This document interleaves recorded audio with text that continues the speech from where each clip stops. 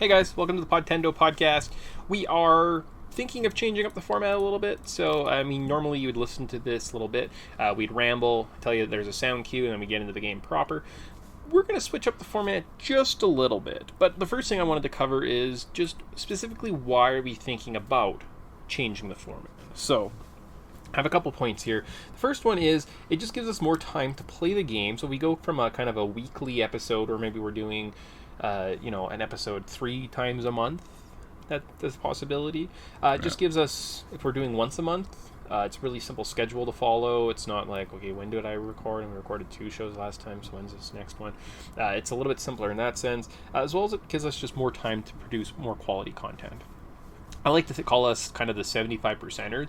I think 75% of the content that we produce, and when we're talking, top notch. It's like right up there with any other podcast that you're going to find on the internet. 25% of the time, you might be like, why are they discussing? Why is this a thing that anyone needs to ever talk about on the internet? So yeah. But you know what? And I was thinking about that. 75% is great. If you got 75% on every single test you ever took, think of how far you could get in life. Like, you could pretty much... That's pretty good. Right? Think about if you wanted to eat healthy, and you wanted to eat healthy meals, and you eat healthy meals 75% of the time. Think of how good you'd probably feel and look, and you'd be like, I'm at a normal weight, because 75% of the time I eat, really good food. Mm-hmm. Think of it, it's 6 hours a day, or 6 hours every night you slept, you had the perfect sleep. 2 hours, not so much, you tossed and turned, but for 6 hours you had the perfect sleep. You'd feel great every single day. If you went to work every single day and you worked 6 hours and you were the best employee in your company for 6 hours and 2 hours you slacked off, you would be promoted like nobody's business. In your leisure time, if you did 6 hours of the 8 leisure hours you have and you would put it into some quality work, you would have so many different life skills and friends and special connections. It'd be great. So I think 75% is okay. Yeah, and if you did 75% on every single test you ever took, you could have every designation you want in the world and a couple bachelor's degrees. Oh, yeah. Huge. So, I think 75% okay. But I think we can do a little bit better. As well as we want to expand the focus, or just the show, the focus of our show. God damn it. And part of the reason what we were doing was we created something called a side quest. So side quest wasn't a video game where we had to sit, look at a video game, talk about it. It was, let's look at other things going on in our life. So we've done Dragon Ball Z, we've looked at Game of Thrones, we did The Simpsons. We jumped around a little bit, but the ratio has slightly changed over time. So the first side quest appeared after our 3rd episode. So we have a ratio of about 1 to 3. Our second side quest appeared after 4 episodes, so we really hit those side quests hard at the beginning. And we had a ratio of 2 to 4, or 1 to 2, so that's the best ratio side quest I'll ever have. The third side quest appeared after episode 12, which gives us a 1 to 4 ratio. Then we went after 4th came out after 18, which gives us a 1 to about 8 ratio, so close to that 1 to 4. The 5th side quest came out after episode 31, which gives us a ratio of 1 to 6. The 6th after 35, 1 to 5. And the 7th will come out after probably around episode 50 or something like that, which gives us a ratio of approximately 1 to 7. So kind of started off at a 1 to 4 for a little bit. We moved to 1 to 7. So they're definitely slowing down. We're not doing them as much. For some reason, they just don't crop up. So this forces us and allows us to... do side quests a little bit more frequently, so it's pretty exciting. Yeah, well, it's there's so many topics to get out there, and I think that we've gotten a little bit of feedback, and people like it when we do random topics and don't just stick to the retro video gaming stuff. Yeah, because the retro video gaming is the Venn diagram of people that like that and other stuff. Retro video game is very small, right? So yeah. Nice. So without much ramble, I think we're going to get into kind of the new format of the show. So this format is going to be kind of a trial, a mini version of what the show is going to be going forward. So it's a bit of a sneak peek before we unveil our episode 50 with kind of our new format. So we're going to give it a try and see what happens. I'm sure we'll make some mistakes, but I think 75% of the time we'll be doing okay. So on to today's game.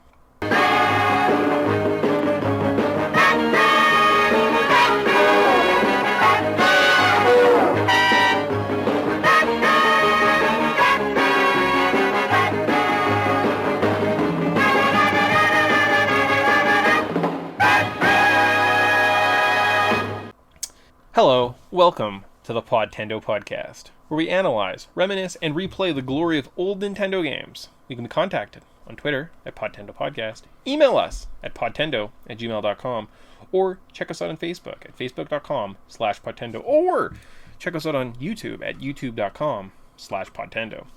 I am your co-host, Rubik's Cube Master Mick, and I'm joined every episode by my co-host, Chancellor Tyson. There you go, guys. How's that? I said hello instead of whatever I normally say. Different, right? Making changes. Making changes. So again, we're kind of going through a new format. Well, let's see what happens. Today's game, what we're looking at is Batman, the video game. The release date was February 13th, 1990. How long to beat has this game at? 1.5 hours? Price at release was $59.99. If we factor in inflation, that'd be $114 today. Pretty pricey. Mm-hmm. An eBay price, you can get a loose cart for about $15, anywhere to $220 for a brand new inboxed copy. So, pretty pricey. And eShop price, this gem is not available on any virtual console. So, it's kind of crazy. Yeah, that's a little bit, seems, especially since this is a NES game, that seems like a lot of money. You think like it would have been like a weird bonus on one of the Arkham games or something, right? Like, they didn't even re-release it at any point. But I think it's because Sunsoft made it and not like an Acclaim or something. So I'm thinking maybe there's like a legal right. But Podtendo, we could probably buy the rights to this game and then distribute it. So. See, just look at us diversifying our business plans. Yeah, screw this podcast. We're going to become Sunsoft. Probably the most responsible thing we could do. So the way we're going to start these shows is we're going to get into our patented Wayback Machine, and we're going to take a look back at what was going on the cultural and social landscape back in, I forgot about that part, February 13th, 1990. We're going to look at our favorite show. So our favorite show, The Simpsons, had Moaning Lisa. Lisa becomes depressed, which begins to affect her performance in school. Neither Marge nor Homer have the ability to make Lisa happier. One night she hears a distant jazz music and sneaks out of her room to follow it. She meets Bleeding Gum Murphy, who teaches her how to express herself through music. When Marge drops Lisa off at school the next day, she suggests Lisa smiles no matter how she feels. However, Marge sees that Lisa is being denied her creativity and realizes this is disappointing to her. Marge tells Lisa to join her, to just be herself. The entire family goes to see Murphy's performance at a local jazz club. So, pretty exciting. Mm-hmm. Or would you rather be watching on TV Saturday Night Live, a late-night TV variety show? It began October 11th, 1975, and has given us some of the most genius comedic talent, specifically the episode that came out February 17th, 1990. Aerosmith appears on Wayne's World, a reoccurring sketch on SNL, where they perform the Wayne's World theme song. So, what would you rather watch? Birth of Wayne's World is something that I would love to go back and rewatch. But as a stupid kid, I'd probably choose The Simpsons.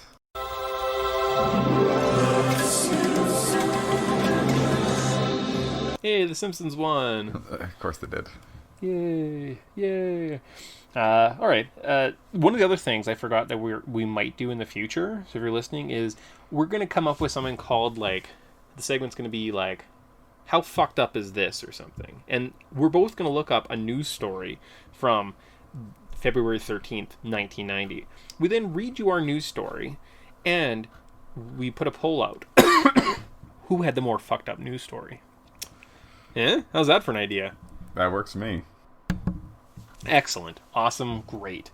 On to the top shows from February 13th, 1990. We had Seinfeld, Cheers, Full House, Doogie Howser MD, Saved by the Bell, and Quantum Leap.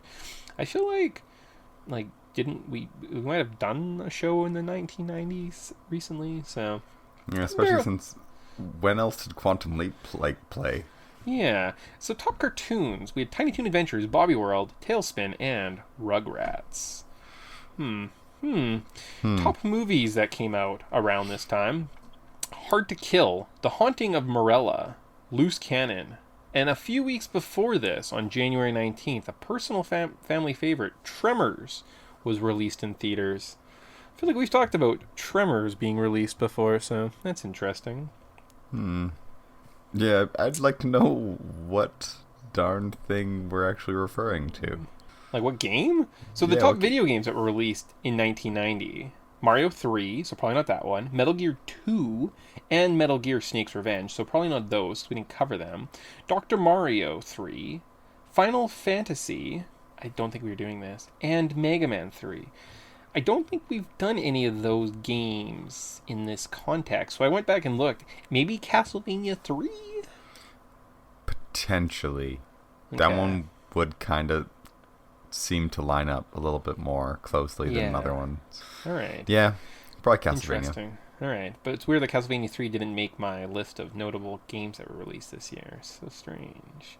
Wonder if we've heard any of these songs before, and then we'll be like, we never heard this song before, but we did hear this song before, because sometimes Janet Jackson songs appear on multiple podcasts. Tyson. Yeah, and same with that other Mariah Carey. Oh yes. So, top music according to the Billboard charts from February 13th, 1990. Another Day in Paradise by Phil Collins was the number 3 song. She can't walk, but she's trying. Oh, think twice, 'cause it's another day for you and me in paradise. Oh, think twice, it's just another day for you and me in paradise. So that's fun. The number 2 song was How Am I Supposed to Live Without You by Michael Bolton. Oh, tell me one thing more before I go. Tell me, how am I supposed to live without you? Now that I've been loving you so long. And the number 1 song was Opposites Attract by Paula Abdul. 2 steps forward, take 2 steps back. We come together, 'cause opposites attracting, you know. It ain't fiction, just a natural fact. We come together, 'cause opposites attract. Who does So I feel like I've never heard those songs before, and I can definitively say I probably haven't seen them, so it's exciting. Yeah. All right, so going on. So outside of our How Fucked Up Was That segment, that's kind of what the Wayback Machine's about, so it's kind of exciting. But now that we're in the mindset and we know exactly what the cultural landscape looked like in 1990, we're going to talk about today's game, followed at the end of the review by we're going to talk in depth on one of the movies that we just talked about there. So, potentially Hard to Kill, The Haunting of Morella, or Loose Cannon might be discussed. Aren't you excited? Super excited. Except for this one, we're talking about the Batman 89 movie, so we'll actually have like a good movie to talk about. So if you're listening at that to this point and you're like, oh, a Batman review, that's fun, it won't be as bad as The Haunting of Morella, so it's exciting. There, so that's how that works. Makes sense? Makes sense. Yeah? Alright, let's see how the rest of this flows and keep going. So, the development details of this game. This game was the 3rd Batman video game released on home consoles. The other two being 1986 Batman for the MSX and Batman the Caped Crusader for the Commodore 64. While Batman and the Batman the Caped Crusader were not based on a movie, this game was. The prototype version of this game had a significant differences, such as 1-up icons and different cutscenes. The last boss was Firebug, and there was no Joker boss. Instead, Batman defeated the Joker in an ending cutscene. So that's sad. The art and dialogue were changed from the prototype to the final version to better reflect the look of the events of the movie. This game was developed by Sunsoft. What other games are we buying, or are we getting when we buy Sunsoft? We'd also get Blaster Master and Lemmings. So, best purchase Podtendo's ever made. Yeah, them lemmings. Lemmings. I've seen the artwork. It's like a guy in a blue coat, and he's got kind of like a monk haircut, and it's green. Never played it. Don't know what it is. I might look it up afterwards, but I'll be honest with you. Might be one of those properties we cut. Yeah, their lemmings kind of sucks. Alright, good. Now, one of the things we're adding to our new show is we're going to look at what cultural significance did this game, or do these games have on our society. So, We're going to put our thinking caps on in some part in our game. So, like, how did Mario change us culturally? Or what significance did it have on us culturally? So today, we're going to... I chose... I mean, Tyson, if you think of something else, bring it up. This game's kind of bare bones, so it's like a bad example. And I feel like the NES games are a bad example, so maybe moving forward we'll find more culturally significant games. But during this time, Batman for the NES was the most successful comic book video games on the market. There is little to no influence from Marvel at this time, so let's compare Marvel and DC in 1990 and see what kind of impact this had on the war between the two. Ready? Okay. If we dig a little bit deeper, we find out that Marvel films consisted of an adaptation of Captain America. So I'm going to give the advantage in the film department at this time to DC for both Batman 89 and Superman 78. Fair? Yeah, fair enough. Alright. Captain America right now is like, ugh. Yeah. I think I own them on Blu-ray. And I like remember watching it, and there's like the Red Skull, and I'm like, it's a thing, but it kind of sucks, you know? Yeah. Yeah. Yeah. In terms of TV, DC had the Super Friends cartoon and Batman 66, whereas Marvel had the Incredible Hulk live action, as well as short animated Spider-Man, Hulk, and Captain America cartoons. So we call that a draw? Yeah, nothing great stands out there. Yeah. So even going forward, I think the TV battle is still kind of up for grabs. So if you look at Batman and Superman, the animated series, versus Spider-Man and the X-Men animated series in the 90s, like those shows are pretty good, right? Yeah. And then with the assortment of Spider-Man adaptations and the Justice League adaptations kind of in like the 2000s to late 2010s, I think like the cartoon and TV landscape is pretty even. Like I don't think I would say anything particularly stands out, right? Yeah. Like if anything, I might go Batman the animated series is the best DC cartoon ever. Yeah. But it'd be a little like a slight edge. Yeah, but then it'd be followed by like probably like X-Men and did a different iteration of X-Men, and then I'd put maybe like Batman Beyond and like Spider-Man or something. Like those are probably my top 5 just off the top of my head. So it's close. Yeah, I put a Justice League in there. Maybe Okay. not Unlimited, but the original Justice League. It is actually really, really good. So Yeah. So again, very close. Now in terms of, and then I mean like live action TV shows, I think it's just personal preference. Like I don't know, is like Yeah. Smallville or like The Flash better or worse than like Iron Fist?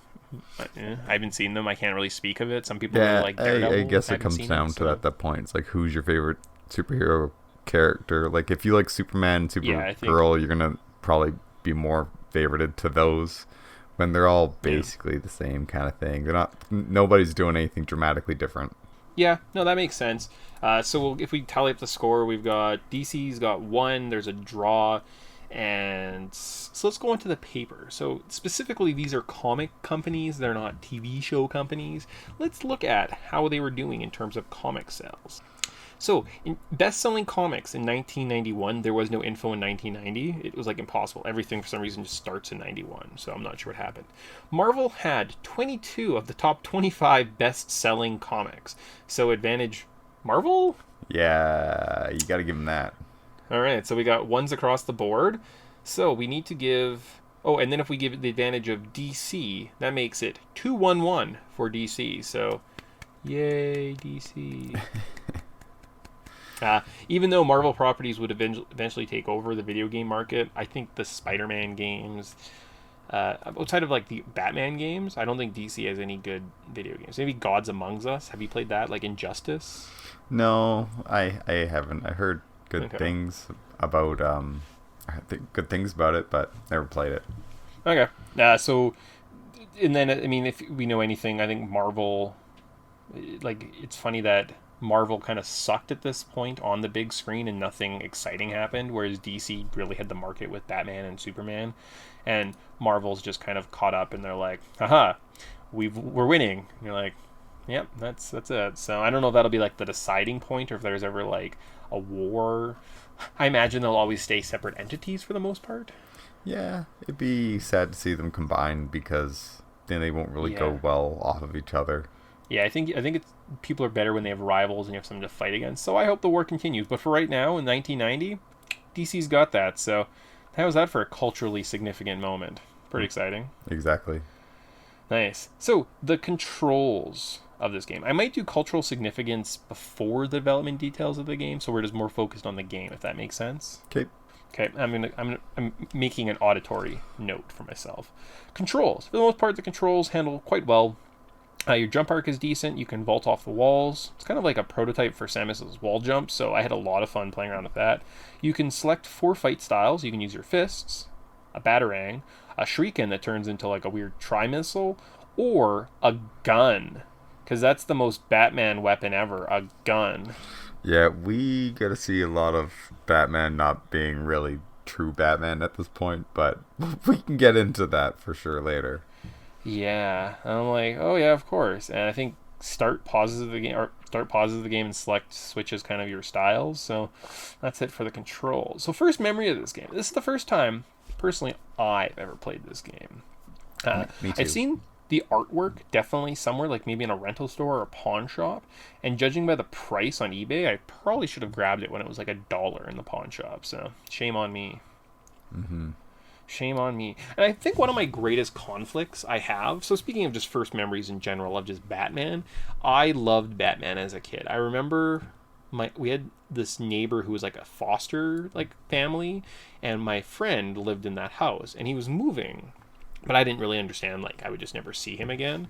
And I don't think I was, too emotionally distraught. But Mom and Dad, to rectify it, they said, hey, look, so you guys will always kind of have something that, will keep you together. Here's the Batmobile from this movie. As well as, here's a Batman and a Robin. So you guys now have these toy sets. Then every time you think of them, think of your friend. And I was like, oh, that's kind of cool. But, I mean, I don't know if I did. I just remember I had a sweet Batman toy, so... Stupid kid syndrome. Yeah, and I dressed up as Batman all the time as a kid, and I would make my aunts take me around in the canoe being Batman and singing and stuff like that. So I mean, I adored Batman, and he probably is my favorite superhero, right? Bar none.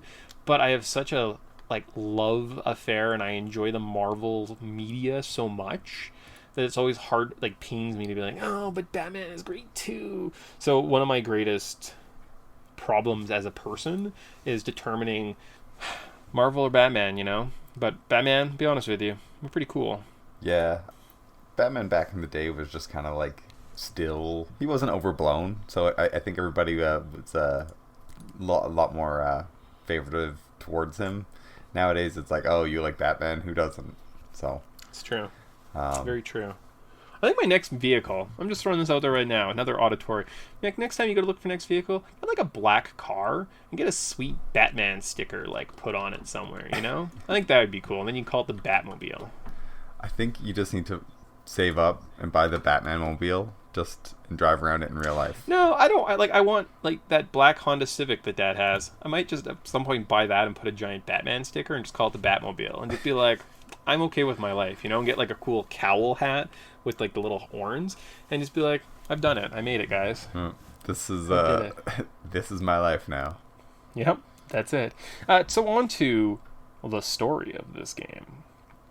Joker and his criminal minions have invaded Gotham. It is up to you, Batman, to stand up to these thugs and save the city from Joker's stranglehold on it.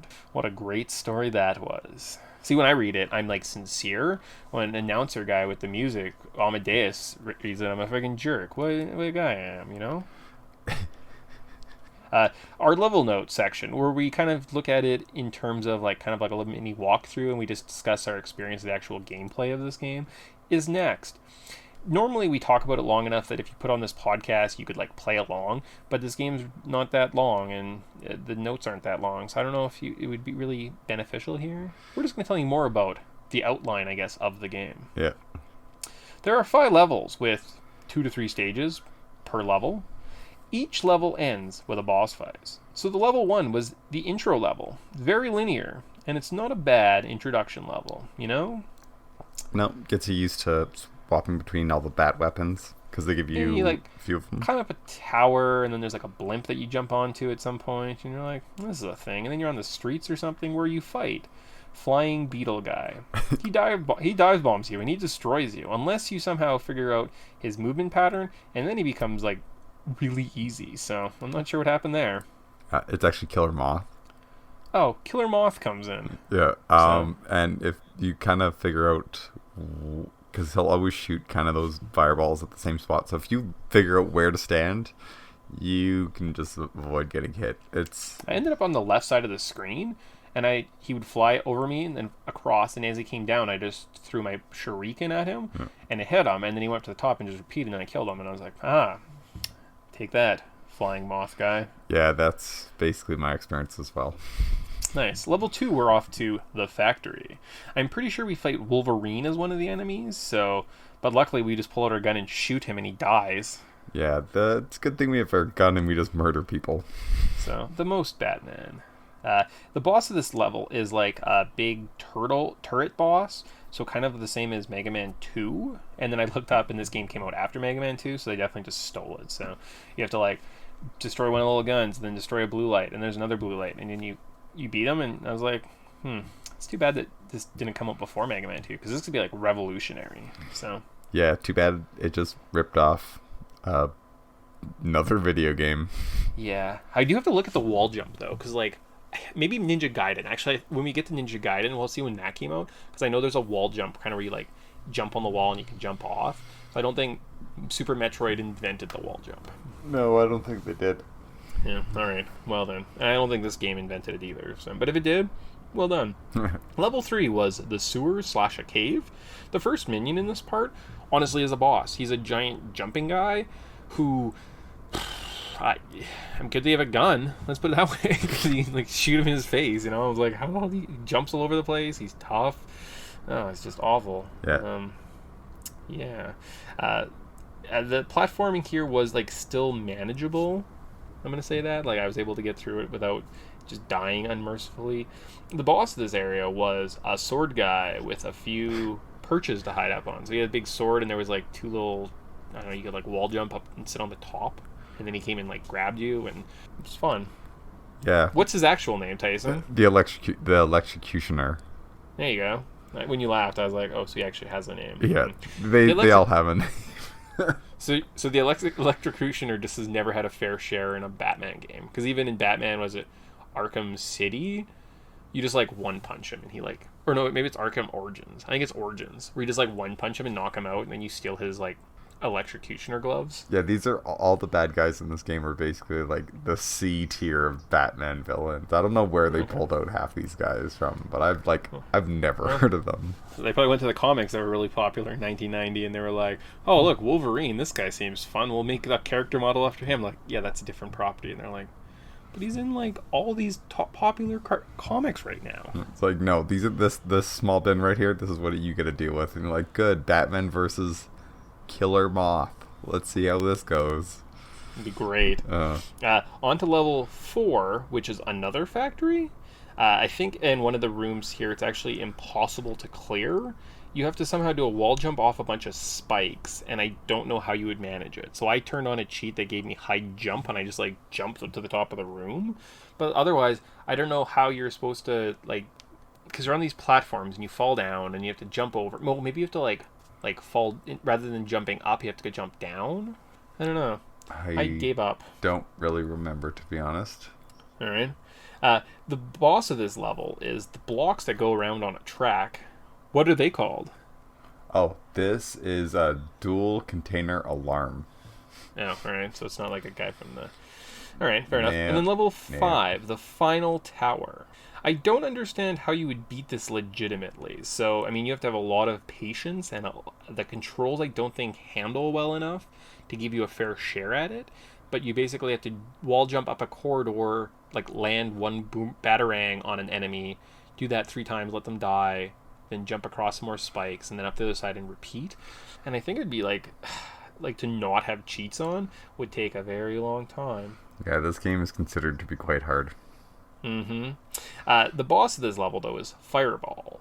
I don't know how you would take out this guy without cheats. He kind of hits hard and takes lots of damage and just kind of like bull rushes you into the corner. And I'm like, alright. So I just pulled out my gun and shot him. Yeah. Because it's Batman. How else would you solve your problems if you're Batman? Batman 101. Hey, fuck you. Pull out a gun and shoot him. And then Do you fight the Joker in this one? Yes, you do. After you beat Okay. Firebug, who... Oh, Firebug. yeah, obviously, he clearly looks like a bug. Yeah. Yeah, it's terrible. And the Joker I feel like is quite powerful too. Except I feel like at some point like you hit him and he has like he kind of like, oh no, and he's hurt and he's stunned, and you can just like keep hitting him and it's fairly simple. Yes, but he also summons electricity? Oh yeah, that's right. He's how? Yeah, I don't know. Maybe he's a Jedi or something, because apparently Jedis can also summon electricity. So Yeah. Well, it is what it is. And then after you've whittled him down and he dies and falls to the ground, wounded and defeated. Do you want to spoil the ending of this game? Because I was shocked. it's kind of similar to the movie ending of like the movie, right? Well, he punches him, he beats him up, and then he basically just says like, "You killed my parents," and just throws him off off the cathedral. Yeah, I guess that is different from the ending of the movie. So. Yeah, so not only does Batman shoot people and have a gun, but he's straight up murders the Joker. So. Like, actually, just like, so you killed my parents, toss. You see his like just dead body laying on the ground. And you're like, oh my god, Batman not only shoots people, but he actively murders them. So this could, in theory, be the darkest Batman media ever. Yeah. So when Batman used a gun, that's what they should have called this game. Yeah. The day Batman got his gun back. Oh, good. For 40 years, I've been waiting it at the cleaner. Now I'm going to clean up the city for reals. Yeah, it's like, now I'm just gonna murder people because I'm sick of it. Current thoughts on this game. For the most part, I thought this game was actually pretty good. The wall jumping, some of the battle mechanics, the fact it was Batman. As a kid in the 90s, would really liked it. Some of the enemies and platforming is just way too challenging. I mean, if Tyson's mentioning it's one of the most difficult games you can play, yeah, I could see that. And then I also Batman uses a gun and kills a guy, so it's kind of like being a Christian and killing Jesus, you know? Yeah. I feel like that's not very Batman of us. All this murder and killing and hostages, it's not very Christian. This show for this fucking game. All right, so what were your current thoughts on this title? I think as a game, it's quite good. As a Batman game, it's not accurate. I missed something, eh? Yeah. So what would you change? So I would maybe add a level select option. I also feel like this kind of just suffers from that early NES, SNES platforming problems where the difficulty isn't artificially increased, or it's just artificially increased, it's not organic. They just make jumps harder and they make more enemies. And they're like, look, now the game's more difficult, but it's not like they teach you and you grow and you're better as a result. It's just the challenge isn't fair. So Yeah, you just have to get better at learning every little nook and every cranny where you can jump without taking damage and get off a bunch of like punches. And like, doesn't seem so, fair. I mean, like, but if they made it, it would be like you have to do 3 jumps and then you got a heart, and the next time you have to do 2 jumps and there's an enemy. So like that heart is in theory negated, and by the time you get to 3 hearts, there's now 3.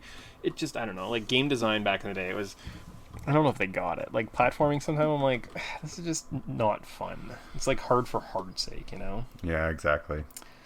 Hard for hard's sake. So, a final. Are you buying it? And then we are over. That's great. How quickly did we fly through this game? Amazing. So, a couple theories we have on Batman. Heath Ledger's Joker knows he's in a movie.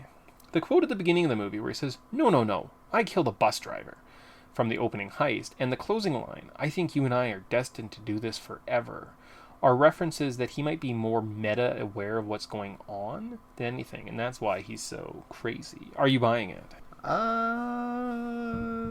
Maybe? Bale's Batman voice, or bat suit, actually has a voice disruptor built in. That's why whenever he's in the suit, it changes. So it's not him talking weird, it's the suit masking his voice. Are you buying it? No, just Christian Bale overacting.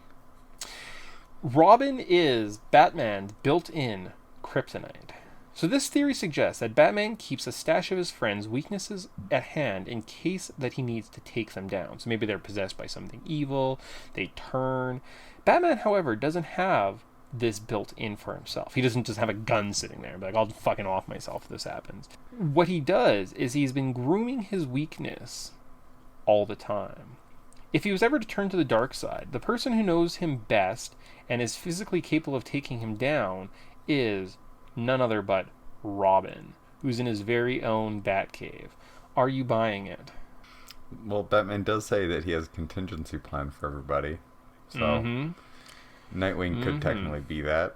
And then whenever he dies, it's like, shit. He's not upset that Nightwing has died or Robin died or anything. He's just like, crap, now I gotta start all over. Yeah, like Tim Drake wasn't that big. He's just like, I spent like 5 years on this fucking planet. What if I go evil in the next like 5 years? I was just like, oh man, Like, shoot. Man, what a useless little bastard that was. So, how's that? So you buying that last one? Yeah, I'm buying the last one. Alright, so I went like a 1 and like 2, a no and a maybe. So that's alright. It's alright indeed. So that is kind of it for our game review. So if you came here as a Batman NES fan for some bizarre reason, that's kind of where we're done. And that's kind of what the show was going to look like going forward. So very similar to how they have in the past, right? Yeah. What we're adding, though, we'll add a little bit more of the kind of the cultural significant part of it, as well as that... isn't that fucked up segment? I don't know, we can come up with a better name if it doesn't use fuck or something. And then we're going to end looking at a movie that came out at this time. So specifically, we're taking a look at Batman. So that's kind of exciting. We need a name. We need a couple things, though. We need, what is our like movie review segment going to be? The title. Movie snobs. Do we want to call ourselves like the movie guys, the Nintendo movie, the something? I'm a big fan of alliteration, so if we could find an M, so something manly movies, no, the... You could do C too, right? You could do mediocre movies. mediocre movies. So that's something we can work on, and like you guys can, like, we have a couple more shows before 50 before we kind of launch this, and I mean even after the fact we can change it. So we're like not really sure what we're gonna call this part. Just kind of where we look at movie reviews or something like that. I don't know, something. We'll figure it out. We'll work on it. Yeah, cinema, Podtendo movies, photos. Something's there. So, like I said, we're gonna take a look at the 1989 hit Batman, not the Haunting of Molena or whatever it was called. So sorry everyone that's come for that. I'm so sorry. All the fans of it are just outraged. The fan of it is just outraged. Hey, I was in that. I mean, it sucked, but I was in that. Come on, jerks. All right. The release date was June 19th, 1989. The runtime was 2 hours and 6 minutes. The budget for this movie was $35 million. In the box office, it made $411.3 million. So it's a pretty good return, you know? Yeah, they made some cash. Good job, Warner Brothers. This film was directed by Tim Burton, and the cast includes Jack Nicholson, Michael Keaton, Kim Basinger, and Billy D. Williams. So, kind of exciting. Ooh, and a soundtrack by Prince. Soundtrack by Prince. I can add more of that stuff in the future. I don't know, it's just work in progress, right? Guys, if you want to add anything, just let me know. If you like music by, produced by, cinematography by something German. Yeah, it's kind of... I was like, I don't know what these people are. So the cultural impact of this film. So there's two ways we can look at it. So we can look at it in terms of just highest grossing and the impact it had on the comic book industry. And potentially, was it one of those things why the MCU and Batman, or like the Justice League exists today is because of this movie? Or we can look at it, I mean, we can do both, at just Tim Burton. So let's first look at how it affected the movie landscape. So it is the 23rd highest grossing comic book / superhero movie of all time. The only other one in the top 50 from around this time was Superman in 78 and Ninja Turtles in 1990.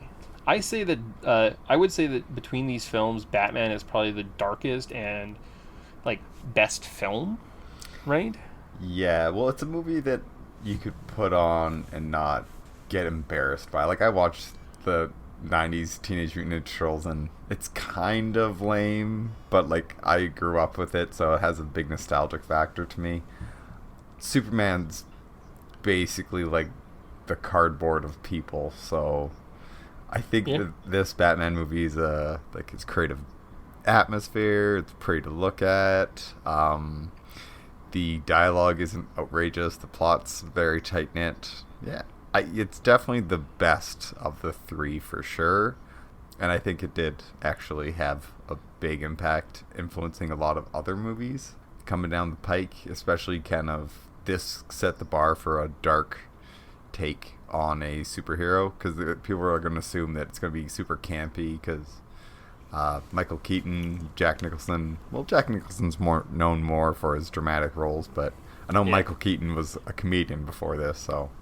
Yeah, very true. Very true. I agree. I was actually thinking one of the things is I would say this kind of helped set Batman in that kind of that dark kind of like noir kind of role versus the campy Adam West. So I think from the Adam West, he was kind of like, oh, he's got utility belts. Because I mean, at one point, Batman like helped Scooby-Doo solve a mystery, right? Like Scooby-Doo and Batman hooked up together. Versus this Batman in this movie is more along the lines of like the dark, brooding, thoughtful, methodical detective that we see in like the animated series and going forward, right? So Yeah, well, Batman's not a joke in this one. He takes himself very seriously, so. which is funny because he's also like that in Batman Returns, and then for some reason Batman and Robin and Batman Forever he becomes campy again. So George it's weird, Clooney. Clooney. It's weird the turn that they take. So that's kind of, I would say, the cultural significance of this movie for the most part. Any scene that's and then I guess we'll talk about maybe I mentioned that one scene, like the scene that I think of the Joker's reveal in this is one of those things where it's been mocked by The Simpsons, and you see it from time to time where that scene is so iconic and it's so well shot and directed that it stands out, and it has become like kind of like I think everyone knows that scene, you know? Yeah, and there's a couple very iconic moments from this that I think really do actually stand up or hold up quite well. And Jack Nicholson does a hell of a performance in this, so it's Very true. It's quite good. Like, I mean, if you haven't seen it, you should definitely go give it a watch, because as far as movies go, it's quite good. Like, I mean, this was back in the day when Tim Burton had his stuff together and wasn't crazy yet, or just being like, I go kooky for kooky's sake. He still had this was one of like, I think this is Tim Burton's like breakout role. So I was going to talk about the impact of just without Tim Burton, I don't know if we get the weird him and Johnny Depp making all these kids movies together, or Edward Scissorhands. Like, I don't know if he's allowed to make these movies in The Nightmare of Christmas, because up until this point he's directed Pee-wee's Big Adventure, which was kind of like probably not a great film. Then he made Beetlejuice, and I don't know if Beetlejuice was successful enough to get him to Edward Scissorhands, to get him to like directing Sweeney Todd or something like that, or like Willy Wonka and the Chocolate Factory. It wasn't until he got this on his third attempt, and it was huge. Like, it blew up. People knew who Tim Burton was. Again, he was probably a little bit more level and a normal person at this point. But without that, I don't think you see this. And then, like, where does Johnny Depp's career happen? He doesn't get to be the weird Johnny Depp character. He's the guy in, like, Secret Window. True. So, Right? He's more of a dramatic actor. So he probably, like, maybe doesn't even get Pirates at this point without these. he doesn't even get his coke problem. Yeah. So, I mean, I guess you get Fear and Loathing in Las Vegas. He's in one of the Nightmares. But, like, without Tim Burton pushing him in some of his roles and helping him there. So I think we lose that whole aspect. So just Johnny Depp and Tim Burton and like all their media without this movie, I don't know if it exists. So Yeah, I think without this movie, both their careers are very, very dramatically different. yeah, or like if for some reason Tim Burton directed Batman Forever, like they went that route where they're all funny and there's like guys on roller skates and everybody chill, I don't think it's as important. So I would say that's our cultural impact. I'm excited to do like really shitty movies like The Haunting of Molalla, and like what cultural significance did this have? Like, it took up it used plastic to make the VHSs. The amount of VHSs that it made, if they didn't make this plastic, they could have saved 5 Arctic puffins. Yeah. Or Fuck.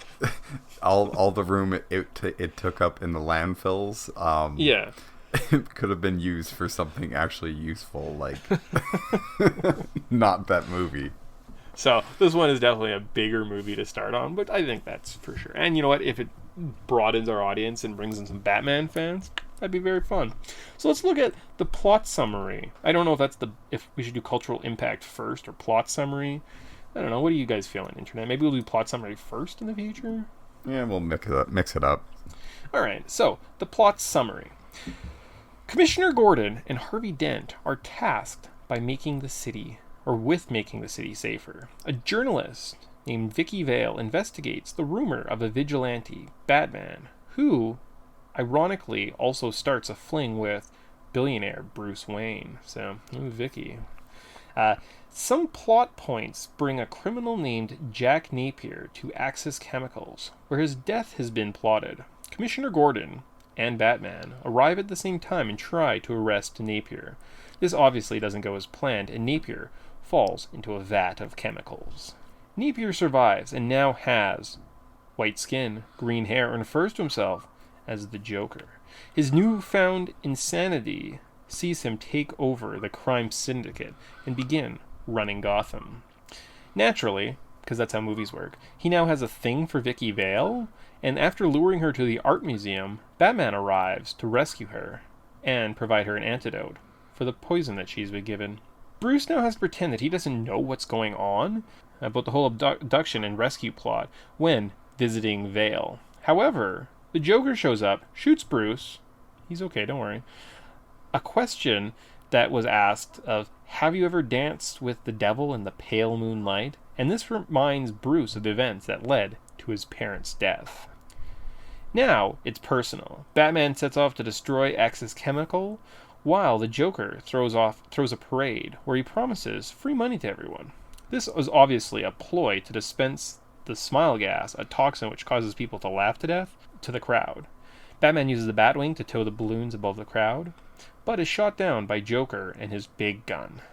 They battle on top of the tower. As the Joker gets the upper hand and goes to escape, Batman attaches to a gargoyle to his leg, and he falls to his death. Again, Batman kills a guy, but this one's like incidental, and he was like trying to save him, so it's not as bad as just him shooting a guy and throwing him off a tower. And finally, we see the police commissioner embrace the Dark Knight by unveiling the Bat Signal. How was that for a plot summary? Pretty good. Man. So let's go back. So anything that we want to touch on. So let's just go back to the top.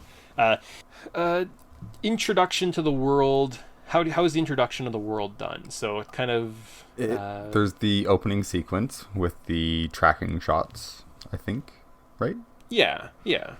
And it really sets up that it's a dark and cold city, and it's a little bit more grungy. And you get the introduction of kind of the established, so the defense, or the, what's it called? Harvey Dent is the attorney or something. Yeah, defense attorney or something. He's like the law, and Commissioner Gordon, who's the police, and they're being tasked with taking over the city. And we get shown, and there's like hints about this vigilante, right? Yeah. So it's the kind of working underneath against society, but they're all working towards this common goal of eliminating crime in Gotham. Yeah. I think you would say in this movie in particular, so like the inciting incident, so the first thing that happens that causes conflict would be Jack's plot, or like when the crime boss wants to kill Jack for having an affair with his wife, which then causes him to become the Joker. Would that make sense? Yeah, basically. The first little bit's just all setting up how what the world's like, and then once the Joker is kind of created, then all havoc starts getting wreaked. Yeah, so that's the inciting incident. The rising what's it called? Rising action. Yep. Is all the things that the Joker just being. So him in the art museum being a pain in the ass, the crime that he's committing, the gangs that he's creating, the conflict that he is trying to create between Batman, Vicky Vale, Bruce Wayne kind of thing. Yeah. Well, it's also one of those things where he shows up, murders a bunch of people, and never gets tried for his crimes and can take over TV stations and broadcast to everybody across the city. Basically, he's like a really evil terrorist that's basically holding the city ransom and being like, look, nobody can fucking stop me. I can do what I want. So and again, it's just all the rising action, all these culminating events, kind of comes down to this parade where he's now going to kill hundreds of innocent people on the street. So Batman has to step in, bring out a sweet Batmobile or his Batwing, saves the day. It all obviously culminates in a fight between the two. I don't understand how the Batwing is shot down by a giant gun. yeah, that's one of the few jokey bits about this, where he pulls out a really ridiculously gun that's the length of his leg that he just pulls out of nowhere and just shoots. One shot takes it down. Yeah, So I don't know. Yeah, that one's it's kind of silly. The final battle, obviously, the climax is just the resolution of the Joker falling to his death, being taken out, being taken into custody. I guess, do they say definitively that he was killed, or he was just stopped? No, I think that they say that he fell to his death or something. Yeah, okay. So that is kind of resolved that, and then the conclusion is now the city, now that they know how much Batman means to the city and how much good he's there, they work together. The police force, this kind of entity from the beginning that was culturally allowed, and this vigilante are now going to work together to provide top-notch security to Gotham and its people. So what a great story. Yeah.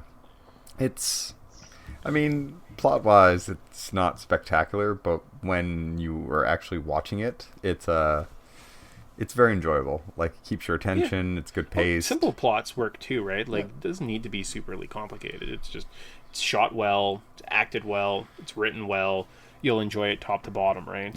And it's old school editing, so you can actually follow what happens in a fight scene, as opposed to being why are they falling now? Oh, yeah, as opposed to if you've seen any of the preview teasers for Ready Player One, that just looks like CG orgy on the screen. So it's exciting. Yeah, well, we'll see how good that does. Let's see if it does the 411 million plus. The box, plus inflation, so it's so that's kind of plot. Kind of wraps up. Yep. We made a point of making, I kind of like that, or maybe we do kind of a quick rundown of everything that happens, and then we talk about the story structure and see if it makes sense. Yep. Well, it's also one of you those things where it's maybe a little bit easier to follow instead of interrupting every scene. Yeah, and we could play around with it. I noticed halfway through that you hadn't said anything, and I was like, I'm just going to keep reading until Tyson makes a word. And I heard you drinking in the background, and I was like, well, his mouth's full. So, so just a review of this film. So what is our favorite parts of the movie? Overall, I think just kind of the score. So the one thing that kind of stood out to me is just how much this music sounds Batman to me. I don't know if Batman had a sound up until this point, but for whatever reason, kind of the orchestra and the boom, boom, that's always, I'm like, oh yeah, Batman, great. You see it carried on into the one, what's his face, the Christian Bale trilogy. I don't know if they had a great score. Yeah. It wasn't as iconic as this. When I hear this, I think Batman. I'm in Arkham. They set the music, or they set the tone, the setting of the movie just with the music alone. I love that. I also think Michael Keaton stands out quite a bit. He goes to kind of that brooding, smart detective quite well, and he plays kind of that stoic hero as well as the playboy quite well. So he kind of jumps in between those. So yeah, I think that you're right. The theme of this movie really established how they should approach the musical score for everything. Even affected the animated series. Yeah. So it's one of those things where it's without this, I don't think they nail that, and that was one of the strongest parts of that show. Before this, the only Batman sound I would think would be coming from the live action Batman, which was super 70s and campy. So it's nice that they actually established a good musical theme off the start, so kind of get you in the right mood. Mm-hmm. Michael Keaton does good. I mean, he's not spectacular, but I think he does a very serviceable job. I got no complaints, obviously, but Jack Nicholson is just this is peak. He used to. This is what happens when he used to care. And you watch it like his new movies, then you rewatch this, and you're like, oh, Jack Nicholson used to be like one of the best actors in Hollywood. Yeah, that's fair. So, yeah, I think like good atmosphere, good set design, good editing. Yeah, I really enjoyed this movie. I didn't think I was going to enjoy it as much as I did because it's been so long. And I seem to remember I like Batman Returns more, but that might have just been Michelle Pfeiffer. So It's true. For some reason, I was like, I don't know why I like this, but I'll be honest with you, my balls, really enjoying her outfit. I don't know what that is. So she's a babe. Yep. So the most notable scene or part of this movie. So I believe it's the reveal of the Joker in the doctor chair is kind of one of the most iconic standout parts. As well as I love the design of the Batmobile and Batwing. And I don't know if they've been matched. So his car, even though it looks fucking like it doesn't make sense. Like it's got this long hood. It's kind of beveled in the front. It doesn't seem like it'd be very practical. Like it'd be practical on very flat roads. But if you're going up on an incline or just even like going over a curb in that car, it seems like it wouldn't work. But I love it, and it's so enduring, and I don't know if any other iteration of that car has can be beat, right? Like I don't know if anyone if there's a better one out there. So yeah, I think that this is kind of like the definitive Batmobile and Batwing, because it just looks like the plane looks like a bat symbol. Come on, that's a classic idea. Mm-hmm. And then this was really designed like it was in the, because we didn't really talk too much about the time period about this, but can you tell me what the time period of this is? Is this like the 50s, or is this kind of like 90s mixed with a lot of like 50s flavor?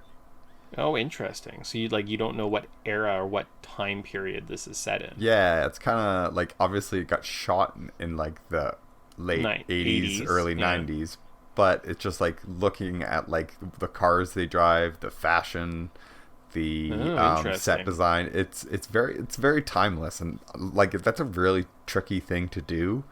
I think the only movie that really jumps out of me and like does that in the modern sense is It Follows.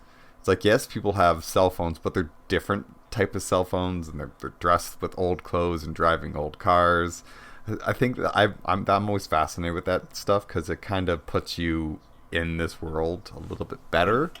Whereas I think that the new Batman movies were like, yep, this is the 2000s. Look, Batman's got a cell phone. Yeah, that's fair. Yeah, because you can't get away with, once you get to a certain point with technology, you're like, okay, I get it, it's this time, or it's like in the distant future because look how cool the technology is, because that's what people are always, they always seem like they're more fascinated with those things. Mm-hmm. Versus, you're right, just due to the practical effects and the fact that there wasn't cell phones back in the day, you're kind of like it just, I didn't think of that, I didn't think of the time period, but I like that. I like that a lot. So what is your least favorite part of the movie? So put a little bit of a critical hat on. Let's think about it. Personally, I find that the contrast of the dark cityscapes and the dark sets to kind of like the colorful and bright sets in the chemical plant or some of the indoor scenes is like a lot of contrast. Like I feel like Axis Chemicals almost starts kind of going to that campy point, you know? Like at one point I kind of expecting the Joker to tie up Batman and be like, well, how will he escape from this one? Find out next year, the same Bat Theater, same Bat Time or something, right? Yeah. Versus everything else, like all the other sets look dark and gloomy, and they look really good, but for some reason, I don't know, the chemical, like that's my least favorite part, is just the contrast. They didn't make it look more realistic. Yeah. And some of the miniatures aren't the greatest.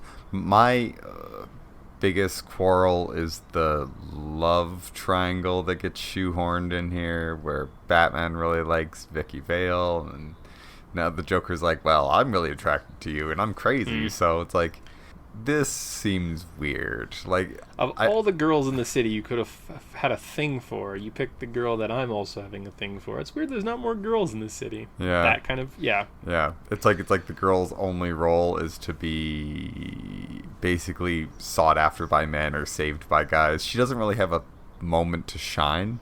She's just the damsel in distress through the entire movie. So that's kind of my biggest quarrel with it. Especially since she seems like she's the MacGuffin sometimes that just drives the plot forward. Yeah. Or from scene to scene. And that could have been handled a little bit better. But movies weren't as suave as they are now. Yeah, and so moving on to the criticism, I was going to say Basinger just character performance leaves a lot to the imagination, and I feel like the set designs are both amazing and then like sometimes also like greatly disappointing, and I'm like, oh, that's too bad, that could have been better. So literally what you just said would be my criticisms of the movie. So Yeah. well played, Tyson. Nice. Well played. And then finally, let's end on a very positive note. Let's praise this movie somehow. This one's easy, but I feel like in The Haunting of Medela, we'd have a hard time praising it, you know? So, bearing that in mind, I love the score. When you look at the sets, they look great. They really set the tone of the movie, potentially the franchise going forward for the next couple of years. Where Kim's a disappointment, Michael and Jack go over the top and are just great, right? As Tyson was saying. And I don't think that you could find two more powerful and compelling performances in a comic book movie. So if you were to rank just single best performances in a movie by a character, I think Keaton and Jack here might be like top 5 all time still. So Yeah, well, I tend to agree because this movie just was the first of its kind. It really defined how even modern superhero movies should be. It's like this movie came out, God, how many years ago now? 28 years ago. Yep. And it's like this movie is still just really well crafted. The script's not groany. The character beats aren't like really, you can see them coming from a mile away. It has a good pace to it. I don't know. I can't praise this movie too much because obviously it's not a perfect movie, but I think as far as superhero movies go, it's definitely in the top 10, and the only reason it's not top 5 is because there's been a lot of good superhero movies that came out recently. So yeah, and it's just guys, like, you probably have to give Heath Ledger credit because his Joker was pretty good, right? Yeah, so true. I'm just like thinking of like a top 5 off the top of my head. I'm thinking like Tobey Maguire, Spider-Man, like just the transformation he makes over 3 movies, like that performance I think still holds up. Like he is better than Garfield. Like Garfield and Stone are really cute together in the Spider-Man, like the Amazing Spider-Man movies, and when they're talking, you're like, oh, that's cute. Like they're adorable. Like I wish I could like have them as friends, or I could be in that kind of relationship. But like other than that, it's very like just bleh. Yeah. You know. Whereas Maguire does have a lot more performance, and that train fight with Doc Ock might be like a top superhero movie of all time. So yeah, well, Spider-Man 2 is one of those movies that like it's pretty perfect. Like I don't want to like say it's amazingly perfect and there's no flaws, but like it's that next movie to take it up a notch. I mean, I guess the other one that jumps out as me is you have to kind of give credit to is, much as it kills me, is Robert Downey Jr. in Iron Man. Oh, I didn't think of that one. Yeah, that's a good one. Yeah, so it's like but like that being said, when you get to like that kind of tier, you're really like to have Michael Keaton and Jack Nicholson still be in that talks. It's like that just shows how timeless this movie is. Yeah, the only thing I was thinking, I was like, just because of who he was portraying, like Hugh Jackman's Wolverine is pretty iconic too. True. So, I mean, like, those were probably top 6. I don't know if you could argue anyone else. Well, actually, you know what? Sophie Turner's work as Jean Grey in X-Men Apocalypse was some of the best acting I've ever seen in my life. It wasn't stale. It wasn't bland. It didn't make me be like, I'd like to see her naked. But then, like, other than that, I don't want anything from her. Like, that's not what I was getting when I watched that. I was thinking, I was like, we're going to talk about this forever, this performance. So That's fair. Suck it, Sophie Turner. fucking Sansa. God damn it. Yeah. Well, Game of Thrones, different different thing altogether. So Yes. So that is kind of what our new format of our show is going to look like. I think we picked kind of a really simple, like, slow, like, we teed the ball up on the tee and, like, hit it out of the park on the first one. So we'll see when we get into kind of tougher games. But pretty much every month, in theory, and this is a good understanding for me and Tyson, just kind of what the format is. Do we like it? We can talk after the fact and be like, I didn't like it, let's cut it. Or this is something once a month that we really look forward to doing, and we think this would be really beneficial. So let us know if you guys have any comments, like it, dislike it, before we kind of get rolling with it full time. So Yep. Tyson, initial thoughts, like it, dislike it, maybe like a couple tweaks here or there, but for the most part it's good. yeah, I mean, for a first change, like we're used to we're used to what we usually do. So this is a slightly different change, and I think it's for the better. Kind of gives us a little bit more diverse things we can talk about, and picking a short video game and good movie makes it for an easy recording. Yeah, and I agree. If you know anything about Tyson, he loves critiquing movies. It's true. And sometimes I find you struggle just being cynical and critical in your mind versus, like, if anything, Tyson gave it like 90% for that movie review. He was hitting it like out of the park the whole time. I felt like I was probably the not up to speed a couple times. I was like, oh, Tyson, well played. Good job. So, good job by you. Good job by me. Yeah, good. Well, you probably always nail the video game part, so I'm happy I can contribute a little bit more. Nice. All right. I guess we need an ending, an outro. Maybe we need to work on a new outro, come up with something. And we're good to go. How about we read reviews of our 5-star reviews on iTunes at the end of podcasts? Because that's like a really compelling way to, like, keep your audience listening for the whole show, right? Yeah, sure. Every podcast that does that, hate it. Yeah, I was gonna say, I'm like, do we have any 5-star reviews? And No. I know when I listen to Goosebuds, I listen to the point where they start reading that, and then I just pause it and delete it. So yeah, that's what There's I do with a lot of, like, when it gets to that kind of stuff. yeah. Oh, let's Yep. go through our So- Patreon supporters list and Yeah. read out their names. It's like, I'm like, no, I don't care. no, these I are, mean, I get it. It's your livelihood, but come on, keep me entertained. yeah, like I listen to this Brevi- for entertainment, not for the shameless rewarding of your listeners. That's it. So I guess we'll just use our generic ending. Maybe we'll work on an ending. I feel like we need a name of our thing and an ending, and then just tweak a couple segments. We should be good to go. So thank you for listening. You can contact Podtendo, the Podtendo podcast. Email us at podtendo@gmail.com. Check us out on Facebook or YouTube at facebook.com/Podtendo or youtube.com/Podtendo. The music of Podtendo is used without permission and is property of Nintendo and Warner Brothers, because I'm sure there's going to be lots of Batman music, and we're definitely playing the na na na na na na na Batman song at some point, so that's exciting. Yes, whoever owns that, we're sorry. I'm so sorry. Bye, guys. Bye.